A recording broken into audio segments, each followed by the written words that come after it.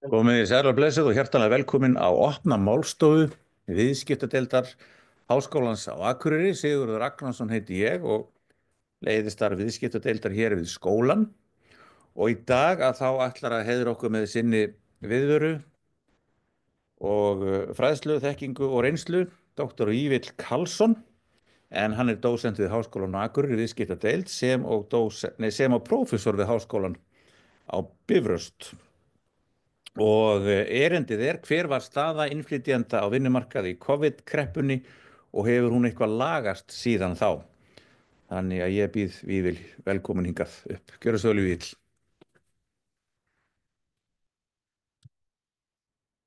Já, takk fyrir það. Já, það má þetta segja kannski fyrst að við fengum birta grein höfundar sem voru ég og Bjarki Grönfeldt í Íslenska þjóðfélaginu fyrir rúma ári síðan. Þar sem við vorum að skoða þetta engungunir og gögnin 2020, þess að kreppuárið, COVID-kreppuárið góða, vonda, allt eftir því hvernig minn vilja orða það.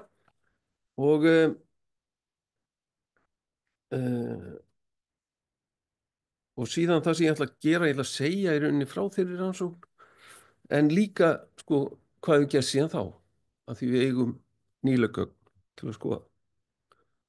Og upphaflega markmið var semst að kanna stöðu innflytjenda og vinnumarkaði COVID-19 faraldrinum, gera samanburð við stöðu Íslendinga eftir búsetu.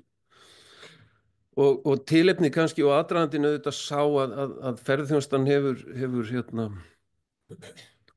auðvitað kannski einhverju leyti verið sú atvinnugrein sem hefur ýtt undir fjölgun innflytjenda á vinnumarkaði hér á Íslandi. En innflytjendur hafa farið úr 1,9% af fjölda íbúa frá 96 í 15% árið 2021. Og það hafa komið fram vísbendingar að brotið sé á starfsfólki af erlendum uppruna, markam á umræðinu í fjölmiðlum núna síðustu ár. En okkur hefur skort upplýsingar til að testa þetta eða prófa og skoða þetta svolítið líka hvernig þetta liggur eftir landshlutum. En almennt svona benda rannsóknir til að staða innflytjenda sé sérstaklega viðkvæm þegar kreppir að. Og það kemur, og það sjáum við til dæmis þarna hjá Kakon og Æsa Lastra frá 2015 og við sjáum það og þeir útskýra það þannig að þeir séu líklegri til að vera hluti af það sem stundum er kallað secondary labor market eða varavinnuafl. Við sáum það til dæmis þegar áhersluverkefnið á Kárahnjúkum fór í ganga þá auðvitað höfðu við ekki mannskap í þetta og við leystum þetta með því að flytja inn fólk og flestir fóru tilbaka eftir að því verkefni lauk. Annars hefðu við trúlega fengið mikið atvinnuleysi strax á eftir.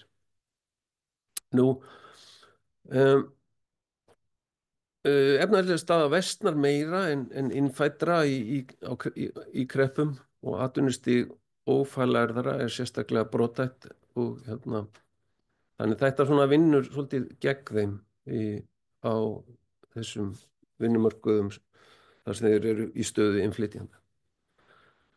Það er að vísu til ein innlend úttekt rannsókn þar sem að í rauninni renndi stóðum undir það væru ýmis brot á réttindum innflytjenda og svo var nýleg rannsókn sem benti til að á Norðurlöndunum hefði staða innflytjenda versnað bæði félagslega og efnahagslega eftir að COVID-kreppan hófst.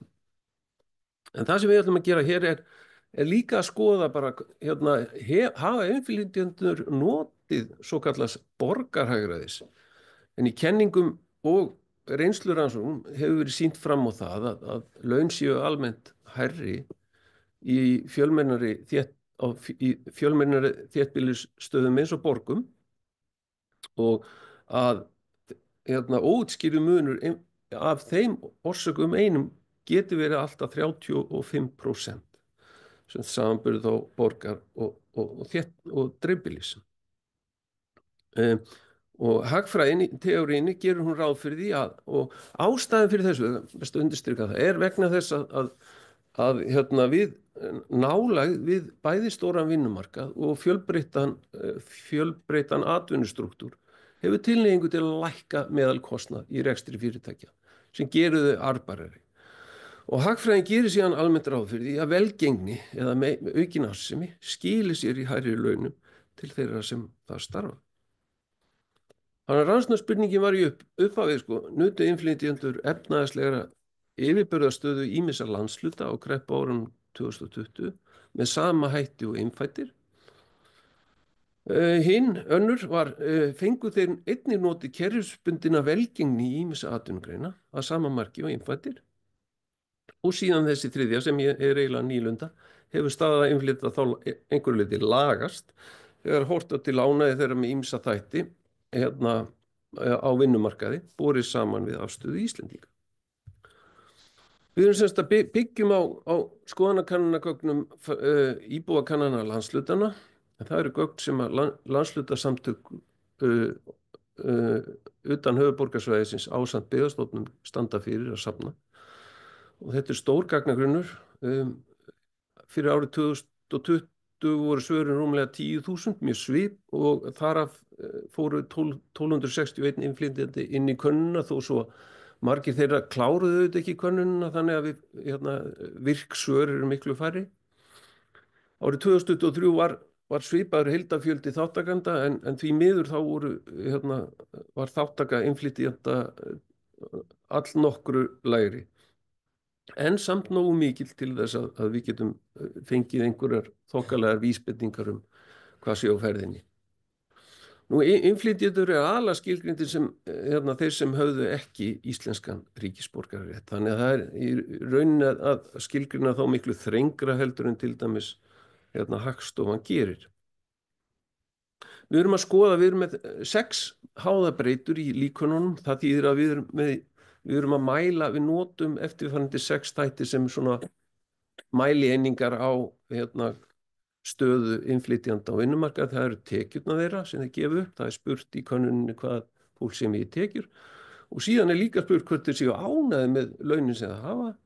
Eru þeir ánægðir með atvinnuúrvalið, atvinnuöryggið og möguleika til að ráðast í eigin atvinnurekstur. En við tókum svona að auki svona eina almenna breytu og við spurðum, við mældum á sama hátt ánægju þáttakenda með búsetu sína.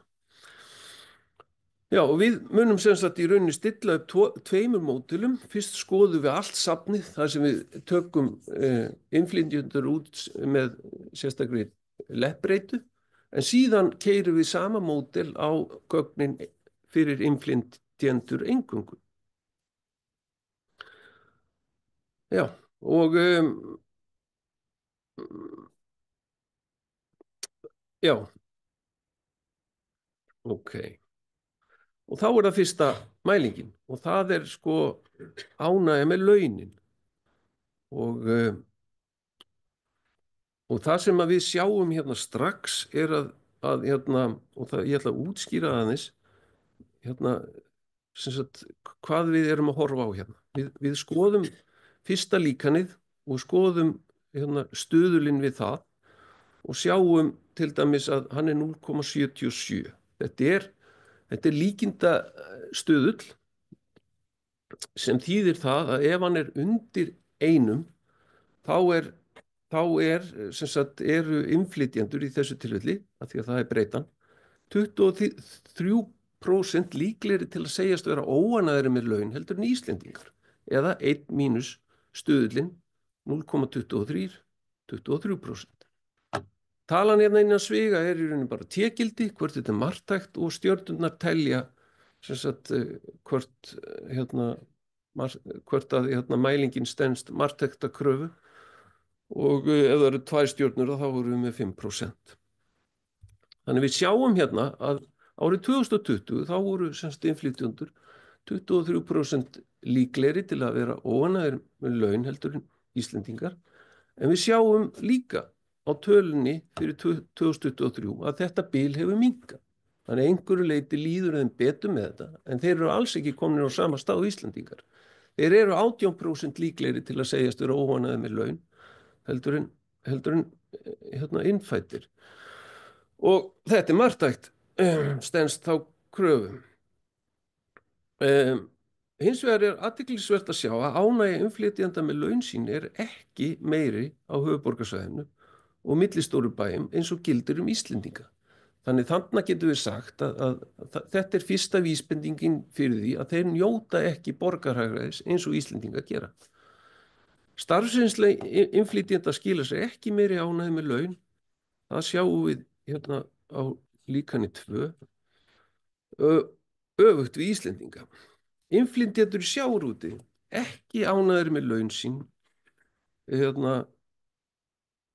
líkt og Íslendingar gera. Við skoðum síðan í rauninni launin og eftir hvernig það lítur út. Nú hérna skulum við skoða fyrst atvinnuöryggi og þarna sjáum við að innflytjendur upplifa almennt minna atvinnuöryggi og þarna voru þeir 54% líklegri til að upplifa minna atvinnuöryggi heldur en Íslendingar. En árið 2023 var þetta þá 37% samkvæmt þessum stuðli hér. Þannig þetta hefur lagast allnokkuð en þeir eru svolítið langt frá heimamönnum. Innflytjendur á höfuðborgarsvæðinu upplifa ekki meira atvinnuöryggi eins og Íslendingar gera. Starfsreynsla og tryggði vinnuveitenda skila sér síður í auknu atvinnuöryggi en hjá Íslendingum. Og svo innflytjendur í sjávarútvegi upplifa ekki meira atvinnuöryggi eins og Íslendingar gera. Þannig við sjáum alltaf einhvern veginn að það hallar á þennan hóp. Og þá að atvinnuöryggi hjá Íslendingum á höfuðborgarsvæðinu væri meira heldur en... Já, það væri gaman að taka spurningarnar í lokin en úr því úr byrjaður. Það er upp á mækin að gera, svo þeir sem að hlusta heyri. Ok, hver spurningin? Ég skal bara endurtaka hana í þetta skipti. Nei, ok, þannig komið. Ég heyrðist að þér, en þú sagði kannski ekki beint, var atvinnuöryggi Íslendinga á höfuðborgarsvæðinu meira að þeirra mati heldur en fyrir utan höfuðborgarsvæðið? Já, það kemur hérna fram. Það er þessi stuðull hérna, 1,74 þýðir að þeir Íslendingar sem starfa á höfuðborgarsvæðinu búa við 74% meira atvinnuöryggi heldur en þeir sem búa utan þess. Já, það er rétt. Svo sjáum við hérna, það er nefnilega gríðarlega margt í þessu. Þið sjáum að það er svo marga breytur í þessu líkani og það er bjóða upp og svo margt meira heldur en það sem ég fer yfir og er áhugavert að skoða. Sumt kemur mann óvart og sumt bara alveg og mest af þessu steinliggur í samanburði við allar teóríur og aðrar empírískar rannsóknir. Annað kemur óvart. Innflytjendur eru óánægðari með atvinnuúrval þar sem þau búa og það sjáum við hérna á að stuðlinn og það er svo mikið sko. Þetta er 1 mínus 0,35, það er 65% sko. Þetta er atvinnuúrvalið. Þarna er alveg svakalega munur á árið 2020 en þessi breyting er mjög mikil. Þannig að sko breytist þetta úr því að vera 0,35 eða yfir í 0,71 sem er þá farið að vera býsna nálægt einum. Þannig að þarna hafa innflytjendur, en takið eftir því að T-gildi hérna er gríðarlega hátt hérna árið 2020, miklu hærra en hérna upp á 9,45 og það er miklu hærra heldur en 3,49 og þetta segir okkur að það eru miklu fleiri það eru miklu fleiri sem upplifa meðalinnflytjenda sem upplifa miklu minna atvinnuúrval heldur en Íslendingar heldur en árið 2023. Þannig að einhverju leyti þýðir lægra T-gildi það að það eru ennþá innflytjendur í hópnum sem búa við þröngan kost að þessu leyti, mjög þrönga valkosti á vinnumarkaði. En aðrir sem hafa greinilega lagast heilmikið. í samaburði við árið 2020. Þannig að það er líka svolítið hægt að, hvað við segja, fabúlera í kringum markteknin og T-gildi. Ef allir væru 100% sammála þennan 0,35 til dæmis, þá væri T-gildið óendanlega hátt. Og já, þannig líkur það. Höldum nú áfram með efni.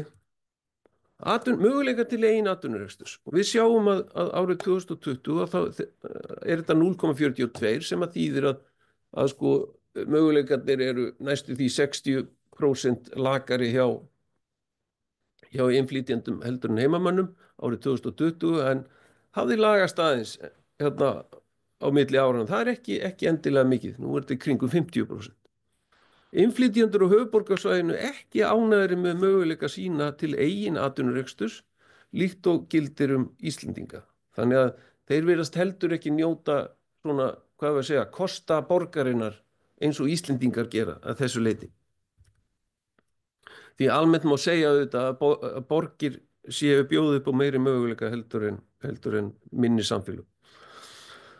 Nú, tekjurnar, ef við skoðum tekjurnar, þannig er ég með venjulega atkvæðagreiningu, þannig að við erum ekki með, stuðlarnir eru ekki odds ratios, eða líkindahlutföll, þannig að túlkun þeirra er aðeins önnur, en við sjáum samt að það er óútskýrður launamunur gagnvart innflytjendum upp á 21% árið 2020, en ekki nema 17% árið 2023, þannig að hann hefur lækkað, það er minni launamunur og útskýrður, en og marktæknin er í rauninni nokkuð góð bæði árin. Lítill munur var á tekjum innflytjenda eftir búsetu, öfugt við heimamenn. Innflytjendur í litlum bæjum höfðu hærri tekjur en aðrir innflytjendur. Og við sjáum það til dæmis bara ef við skoðum þetta hækkar nú ekkert mikið, en þetta er mjög marktækt. Sjáum að litli bæir er 0,08%, eða 8% hærri tekjur í litlum bæjum heldur en í sveitum. 12% í millistórum bæjum, þetta gildi fyrir innfædda, og 14% í stórum bæjum, kemur að Akureyri og það voru 13%, svo fer það í 14% á höfuðborgarsvæðinu. Sjáum við enga slíka, ef við tökum bara innflytjendasafnið í líkani 10, að þá sjáum við enga slíka fylgni eða hækkun með stærri samfélögum. Þannig að það er svona það sem ég er að skoða hér. Ef við skoðum síðan ánægð með búsetu, að þá kemur fram að árið 2020 þá voru innflytjendur 27% líklegri til að vera óánægðir með búsetu sína heldur en heimamenn. Það sjáum við á þessum 0,73 stuðli hér. En þetta var athyglisvert niðurstaða, munurinn hefur aukist á milli áranna 23 og 20. Þannig að þetta er í rauninni eina mælingin sem versnar á milli kannana. Fer úr því að vera 27% yfir í 39%. Og marktæknin mjög mikil, miklu meiri í seinnaskipti. Innflytjendur á Akureyri og í milli stórum bæjum ánægðari en aðrir innflytjendur. Innflytjendur í sjávarútvegi óánægðari en aðrir innflytjendur með búsetu sína. Það reyndar, ef við skoðum allt safnið, það á reyndar líka við Íslendinga, jafnvel þó það sé ekki Það er eins og miklu minni munur. Þannig að almennt gildir þá að fólk sem býr fólk sem starfar í sjávarútvegi er óánægðara með það sem það býr. Hvað svo sem það þýðir? Þetta er eiginlega, hvað við segja, hugmyndað sérstakir í rannsókn eiginlega. Hvað þýðir þetta raunverulega? Svo ber ég þetta svona saman, þessar niðurstöður, og við sjáum að breytingin er mest til batnaðar fyrir innflytjendur með atvinnuúrvalið. Og við sjáum líka, en munurinn er minnstur á milli Íslendinga og innflytjenda varðandi ánægju með laun. Það sem að stuðlinn 0,82, atvinnuúrval þar er stuðlinn 0,71, en hann batnar mest á milli kannana. Og eins og áður sagði ánægja með búsetur hérna vestnar á milli og ég á nú ekki auðvelt með að útskýra það beinlínis. En fókuserum aðeins á 2020 könnunina, þá getum við sagt það að lokum hana. Hvernig líður tímanum? 1236, já, þetta er að verða aðeins svo mikið. Ég ætti næstum því að ég fyrir hatti yfir þetta. Innflytjendur nutu ekki þess efnahagslega forskotts og velgengni sem stærra þéttbýli býður almennt upp á. Þó sjáum við aðeins hér að innflytjendur sem búa á höfuðborgarsvæðinu, þeir eru ánægðir með atvinnuúrval heldur en aðrir innflytjendur. En við fáum ekki svona skýrt munstur eins og fyrir innfædda hérna í líkani 5 til vinstri. Og það gilti í rauninni öll þessi módel að munstrið gagnvart hvort að menn bjuggu í stórum eða litlum samfélögum var í rauninni ekki til með fáeinum undantekningum fyrir innflytjendur, en það var yfirleitt sýndi sig og mældist fyrir heimamenn. Sama gildi sumar atvinnugreinar Íslendinga sem notið hafa mikilla velgengni, einkum í sjávarútvegi og byggingageiranum og slíkum. Það má hins vegar segja það að það kom reyndar fram að þeir sem unnu sem sérfræðingar, innflytjendur, þeir nutu þess að vera slíkir eins og innfæddir. Innflytjendur telja hag sinn betri í minni samfélögum jafnvel. Athygli vekur að innflytjendum líður ekki vel með búsetu sína í stærra þéttbýli þar sem þjónustugreinar vega hlutfallslega þyngra, en þeir hafa einmitt verið að vinna mikið í þjónustugreinum. Atvinnuöryggi innflytjenda var ekki meira á höfuðborgarsvæðinu eins og Íslendingar upplifðu almennt. Virðast ekki fá sömu tækifæri og Íslendingar í sjávarútvegi, þá virtust innflytjendur ekki njóta menntunar sinnar heldur í launum eins og Íslendingar gerðu. Munur á milli atvinnugreina. Innflytjendur stóðu vest í ferðaþjónustu einkum með tilliti til atvinnuöryggis, en þó virtust þeir ekki standa verr þar en Íslendingar. Þannig að þetta er að kreppu ár sem bitnaði þetta harðast á ferðaþjónustu, þannig að þetta eru kannski ekki neitt óvinnulega niðurstöður.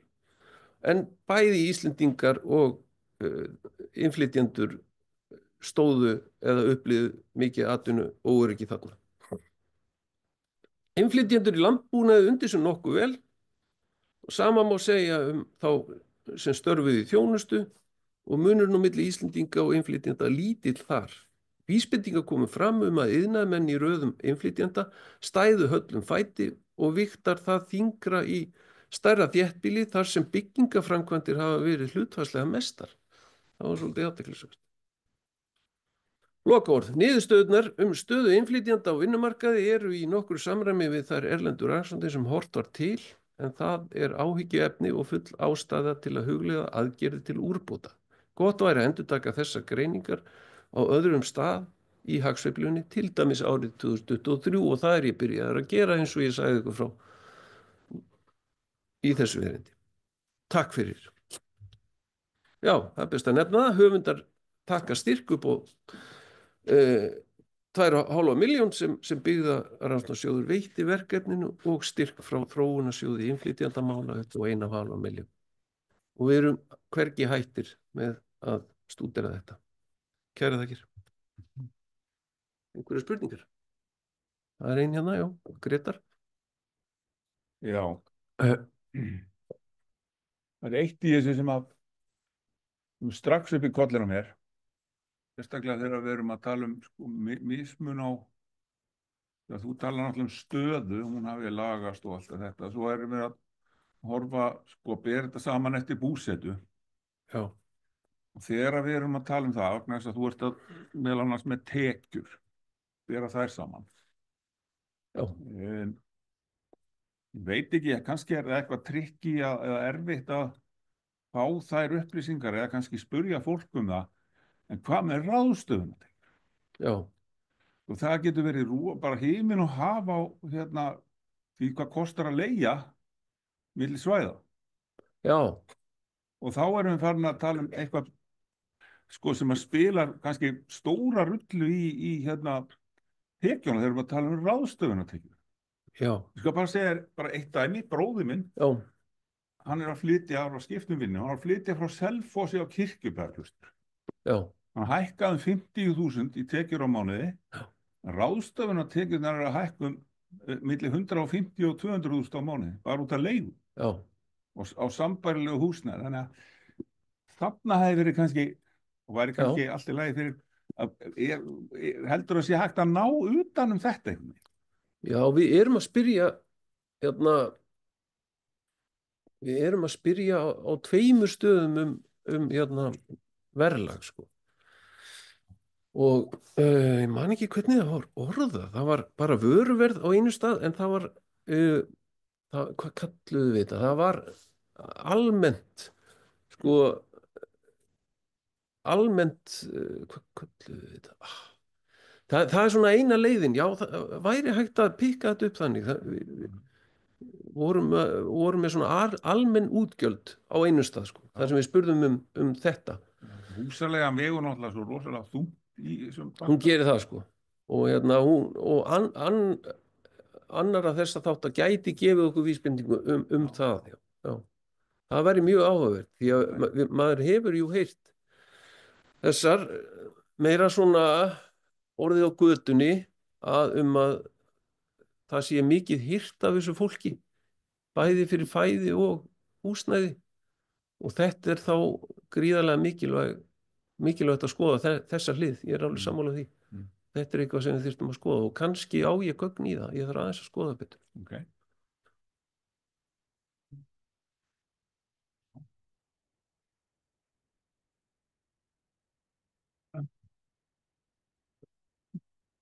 Já, Jón Þorvaldur hérna, aftur. Svona til að fylgja þess aðeins eftir. Það eru til dæmis hótelrekin víð um land, mikið til dæmis á Suðurlandi. Og ég man sérstaklega eftir hótelinu við Jökulsárlón, Fosshótel ef ég man rétt.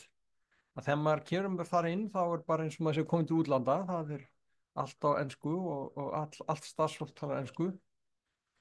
Og ég er með svona vissa kenningu varðandi starfsfólk sem er á svona stöðum, að vinnuveitandinn, hann getur eiginlega bara stillt af hvað starfsmaðurinn fær mikið í vasann.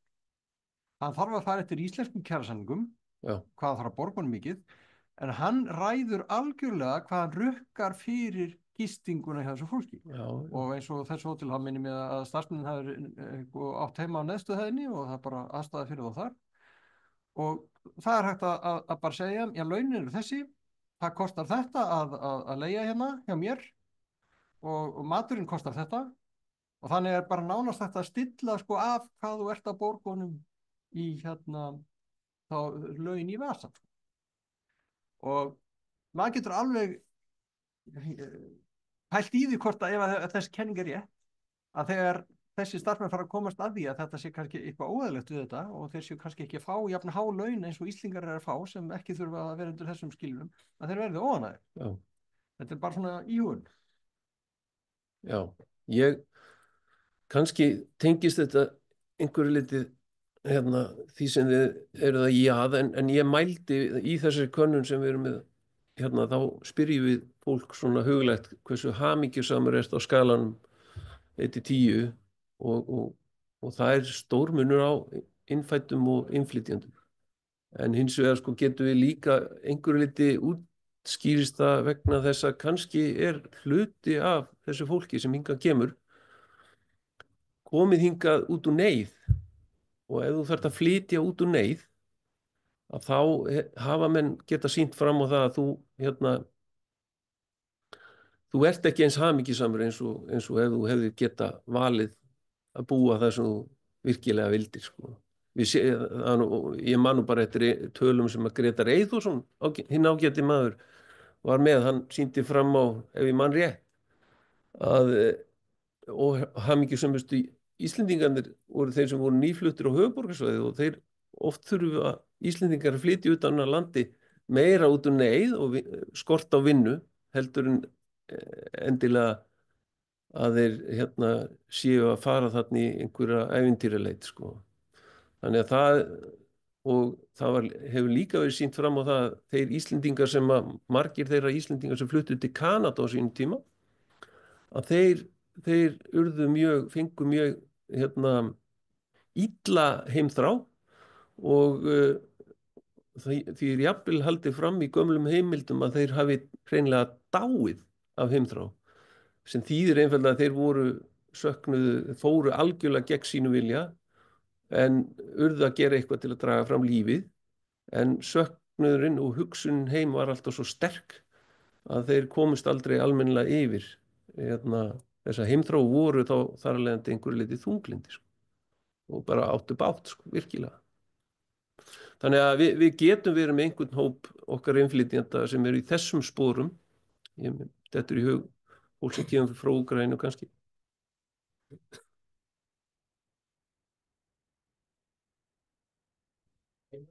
Já.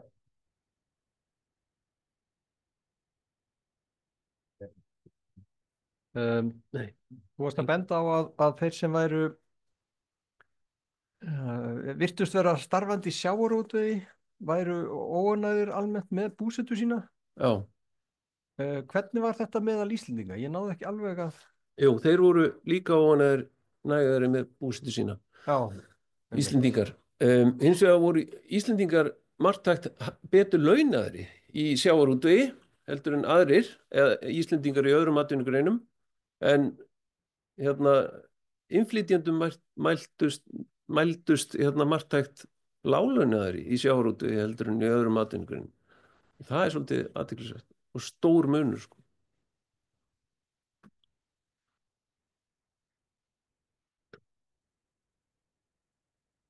Já, engar spurningar á netinu sé ég, en ég kannski glemt að nefna það. Ef menn eru með spurningar þar þá skrifa menn inn á chat, en já, ég vil þá ekki fara að segja þetta gott. Það er eins og þetta með Já. Höfuðborgarsvæðið munið ekki eftir textanum með spilverki þjóðana, land síma lína með reikningana sína, hringir vestur oft á dag. Já. Já. Það voru hjónin sem hafði flutt að vestan í Reykjavík. Menntafólki óánægt. Já. Það er rosalegt að sjá Íslendingar. Já. Það er íslenski menntafólki óánægt. Já. Já. Það var athugasemd úr sal að einn úr salnum benti á það að sjá að menntaðir Íslendingar væru rosalega óánægðir með búsetu sína. Við sjá launin, já. Óánægðir með allt. Já, það er eitthvað mjög skrítið þarna á Seyði.